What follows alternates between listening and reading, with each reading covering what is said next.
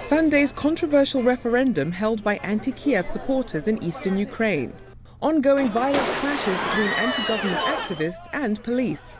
Events that created a recipe for further sanctions from the European Union.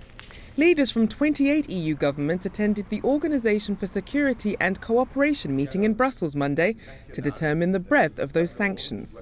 We already have the possibility of extending previous sanctions, and that is what we have done today by adding 13 new names of Ukrainian and Russian authorities, as well as the identities of 2 enterprises, which have infringed the international agreements and rules concerning the sovereignty of Ukraine.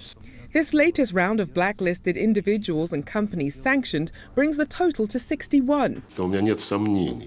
I have no doubt that both Washington and Brussels, as well as other European capitals, know about the essence of what is happening in Ukraine.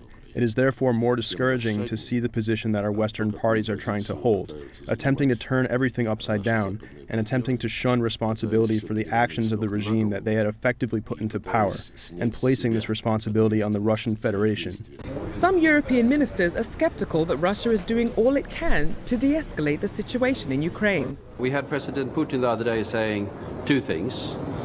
That he thought that the so-called referendum should be delayed. That did not happen, and he could possibly say that he doesn't have control of events. He said the other thing, that he was going to withdraw Russian forces from the border. That did not happen. Without seeing conclusive signs that Russia is helping to calm the situation in Ukraine, European leaders are not ruling out the possibility of broadening the criteria to impose further sanctions. The European Union is not yearning for the introduction of the second phase of the current sanctions, an escalation of economic sanctions leading to an economic war. That is not our point or aspiration.